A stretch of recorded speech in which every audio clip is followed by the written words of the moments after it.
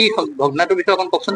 ঘটনাৰ বিষয়ে ঠিক আজি নিশা 2:20 বজাত মই গুলি শব্দ শুনা পাইছিলোঁ। গুলি শব্দ শুনা পোৱাত প্ৰথম শব্দত মই ভাবিছোঁ কি কিহৰ আৱাজ।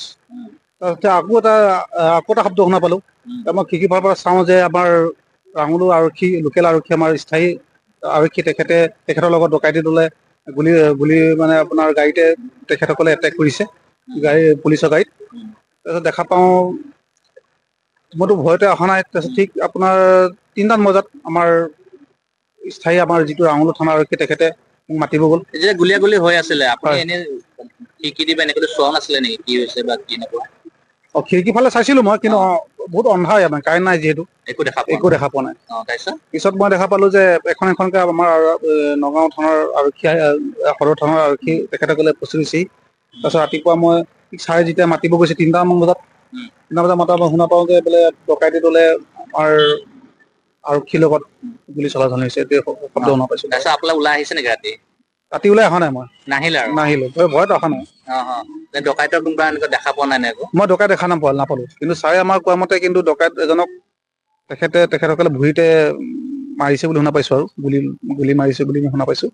আৰু তেখেতক মানে এম্বুলেঞ্চত উঠাই লৈ গ'ল। তেখেতক শুনা পাইছোঁ যে তেখেতৰ ঘৰ লখিমপুৰ। তেখেতে আপোনাৰ মৰিকলঙৰ যিটো ঘটনাটোৰ লগত জড়িত আছে তেখেতে। তেখেতৰ নাম খাইৰুল আলি।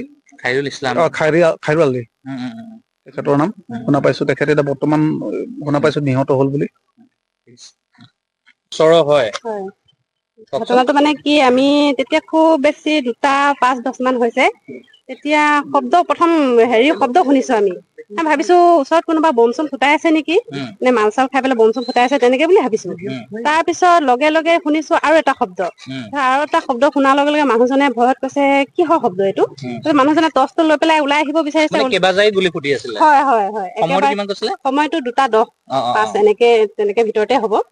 তাৰ পিছত মানুহজনে ওলাই আহিব বিচাৰিছে। মই মানুহজনক কৈছোঁ ৰ'বা চাই লোৱা, চাই লৈ পেলাই যাবা। এতিয়া মানুহজনে আহি আধা ৰাস্তা পালেহি, আহি পেলাই কৈছে কিবা এইটোতো হেৰি নহয়, পুলিচৰ মাত শুনিছোঁ, নিশ্চয় পুলিচ আহিছে, কি আছে জানো গম নাপাওঁ। তেতিয়া মই মানুহজনক কৈছোঁ তুমি ঘৰলৈ গুচি আহা। তেতিয়া আকৌ লগে লগে আকৌ 3-4 মান আকৌ শব্দ শুনিছোঁ আৰু। শব্দ শুনি যোৱাৰ লগে লগে আমি ভয় খাইছোঁ, ছোৱালী দুজনীও ভয় খাইছে।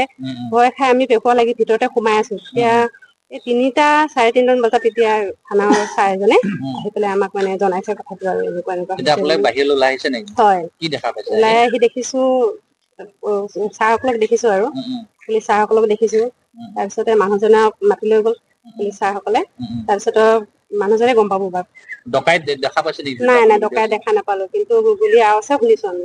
ডকাইত দেখা নাপালোঁ আৰু। ভয় শংকা এটা লাগিছিল নেকি? বহুত ক'ব নালাগে সেইটো আৰু। তাতে ৰাতি বহুত ভয় খাইছোঁ আৰু।